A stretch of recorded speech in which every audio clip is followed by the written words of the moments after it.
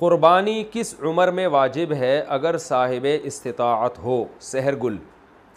شریعت کے تمام احکام آپ پر واجب ہوتے ہیں جب آپ بالغ ہو جائیں. تو خواتین کو جب مینسز آنا شروع ہوں تو وہ بالغ شمار ہوتی ہیں، اور لڑکوں کو جب نائٹ فال یا احتلام شروع ہو جائے تو وہ بالغ شمار ہوتے ہیں.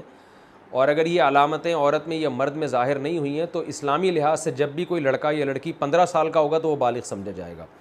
تو بالغ ہوتے ہی شریعت کے تمام احکام آپ کی طرف متوجہ ہو جاتے ہیں. تو اس عمر میں اگر صاحب نصاب ہیں تو قربانی واجب ہے، مرد ہو یا عورت ہو. اپنی قربانی چھوڑ کر والدین کی طرف سے قربانی کرنا: میں اس سال اپنی قربانی نہ کروں، والدین کی طرف سے کر لوں، تو کیا یہ جائز ہے؟ ایم ایس فاروقی، برطانیہ سے. دیکھیں، اگر آپ کے والدین وفات پا چکے ہیں تو پھر اگر آپ والدین کی طرف سے کرتے ہیں وہ حقیقت میں آپ ہی کی طرف سے ہوتی ہے، اس کا ثواب والدین کو پہنچا رہے ہوتے ہیں، تو اس میں آپ کا اپنا واجب بھی ادا ہو جائے گا. لیکن اگر آپ کے والدین حیات ہیں تو آپ ان کی طرف سے قربانی کر رہے ہیں ان کی پرمیشن سے، تو پھر آپ کی قربانی نہیں ہوگی، بلکہ ایک جانور میں دو بندوں کی بھی نہیں ہوگی، ابا اماں دونوں کی نہیں ہوگی. دو حصے لینے پڑیں گے یا دو جانور کرنے پڑیں گے تب ابا اور اماں کی ہوگی. تو ایسی صورت میں پھر آپ اگر صاحب نصاب ہیں تو آپ گناہ گار رہ جائیں گے. تو اگر آپ کے والدین حیات ہیں، زندہ ہیں، تو پھر تو آپ اپنی طرف سے قربانی کریں، اور والدین صاحب نصاب ہیں تو ان کی طرف سے الگ کر لیں، صاحب نصاب نہیں ہے تو ضرورت نہیں ہے کرنے کی. اور اگر والدین دنیا سے جا چکے ہیں تو ان کی طرف سے قربانی وہ اصل میں آپ ہی کی اپنا ہی قربانی کہلاتی ہے، کیونکہ مردہ جو ہے وہ تو شرعی احکام کا، عبادت کا مکلف نہیں ہے، جو میت ہے. تو آپ ہی کی قربانی ہوگی، آپ کا واجب بھی ادا ہو جائے گا اور ثواب بھی ان کو انشاءاللہ والدین کو مل جائے گا. ایصال ثواب کے لیے قربانی: ابا اماں کی طرف سے قربانی، جو مرحوم ہے، دادا نانی کی طرف سے قربانی، یہ بالکل جائز ہے، اس میں کوئی حرج نہیں ہے. بعض صحابہ سے بھی ثابت ہے اور رسول اللہ صلی اللہ علیہ وسلم سے بھی ثابت ہے کہ آپ نے 2 مینڈے ذبح کی، ایک اپنے لیے اور ایک اپنی امت کے لیے. تو پتہ چلا کہ یہ قربانی اپنے لیے بھی ہو سکتی ہے اور اپنے علاوہ کسی اور کے لیے بھی ہو سکتی ہے. وہ کسی اور کوئی بھی ہو سکتا ہے، نبی صلی اللہ علیہ وسلم بھی ہو سکتے ہیں، آپ کے والدین بھی ہو سکتے ہیں، تو کوئی بھی ہو سکتا ہے. لیکن جب آپ کسی اور کے لیے قربانی کر رہے ہیں تو یا تو وہ دنیا سے جا چکا ہوگا یا وہ زندہ ہوگا. اگر دنیا سے جا چکا ہے تو وہ قربانی کا گوشت آپ خود بھی کھا سکتے ہیں، لیکن اگر وہ زندہ ہے تو اس کی پرمیشن کے بغیر اس کے لیے قربانی نہیں ہو سکتی، کیونکہ وہ ایک عبادت ہے، اور جو زندہ آدمی ہے وہ عبادت کا اہل ہے. جب تک اس کی وہ نیت نہیں کرے گا خود تو اس کی قربانی نہیں ہوگی. تو وہ اس کی نیت کے لیے ضروری ہے کہ اس کو کم از کم اطلاع ضرور دی جائے اور وہ اس پہ راضی ہو، چاہے وہ زبان سے اجازت دے دے یا دل سے ویسے ہی راضی ہو، یعنی آپ کو پتہ چل جائے کہ یہ راضی ہے اس پر، تو بھی ٹھیک ہے. اگر کسی نے وصیت کی تھی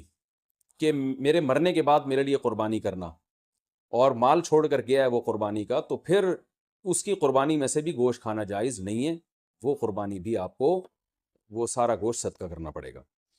اچھا بھائی، ایک مسئلہ یہ بھی ہے کہ قربانی کسی نے نہیں کی اور بعد میں خیال آیا کاش میں قربانی کر لیتا، تو یاد رکھیں بقرعید کے 3 دن جب گزر جائیں گے تو اس کے بعد قربانی اب جائز، یعنی اب قربانی جائز نہیں ہوگی، کیونکہ وہ 3 دن گزر گئے، قربانی کا ٹائم ختم ہو گیا. اب آپ نے اگر جانور ذبح کیا تو اس کا سارا گوشت آپ صدقہ کر دیں، اور بہتر یہی ہے کہ جانور کی قیمت صدقہ کریں آپ، کیونکہ اب قربانی کا ٹائم چلا گیا. تو اس لیے بقرعید کے 3 دنوں، پھر وہ اگلے سال بقرعید میں بھی نہیں ہو سکتی قضا اس کی، تو بس بقرعید کے 3 دن کے اندر اندر تو جانور ذبح کرنا ہے. اگر آپ نے ذبح نہیں کیا اور آپ پر قربانی واجب تھی، آپ سے غلطی ہوئی ہے، تو اب 3 دنوں کے بعد آپ نے کیا کرنا ہے، اس جانور کا یعنی اس جانور کی قیمت آپ صدقہ کر دیں. اب جو ہے وہ قربانی کا ٹائم چلا گیا. اور یہ بھی یاد رکھیں، اس پر بہت مضبوط دلائل ہیں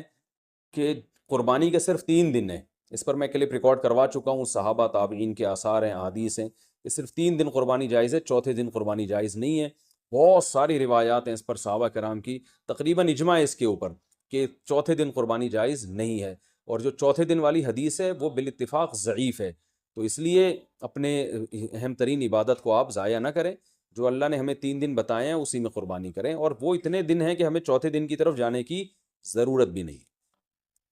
لیکن اگر کوئی کر رہا ہے تو بحث مباحثہ نہ کریں، لڑائی جھگڑا یہ بھی اچھی چیز نہیں ہے. آپ خود احتیاط کریں، صرف 3 دن، اور جتنے لیٹ کریں گے قربانی کا ثواب کم ہوگا. پہلے دن سب سے زیادہ، دوسرے دن اس سے کم، تیسرے دن اس سے بھی کم. اچھا بھائی، اور مسئلہ کیا ہے کہ قربانی میں عقیقے کی نیت کرنا، یہ سوال بھی بہت پوچھا جاتا ہے، بالکل جائز ہے۔ آپ ایک گائے لے کر آئے تو آپ اس میں اپنے بچوں کا عقیقہ بھی کر سکتے ہیں، اور قربانی کا یعنی بیٹے کا لڑکے کی طرف سے 2 حصے ڈال دیں اس میں، اور ایک اپنی قربانی بھی کر لیں، یہ بھی بالکل جائز ہے۔ اچھا بھائی، اور نابالغ اولاد کی طرف سے قربانی، دیکھیں جو نابالغ اولاد کی طرف سے قربانی ہے اگر تو انشاءاللہ اس کو ثواب ملے گا، قربانی وہ آپ ہی کی طرف سے ہوگی، تو یعنی آپ ہی اس قربانی کے مالک ہیں، تو کیونکہ جو نابالغ ہے نا اس پر قربانی بہرحال واجب نہیں ہوتی، چاہے وہ کتنا ہی مالدار کیوں نہ ہو، اور اگر بالکل ہی چھوٹا بچہ ہے تو پھر اس کی طرف سے قربانی کا مطلب یہ ہوتا ہے کہ آپ خود ہی بس قربانی کر رہے ہیں، تو وہ قربانی کا اہل نہیں ہے، اس کی طرف سے قربانی نہیں ہوگی۔ ہاں اگر وہ سمجھدار ہے،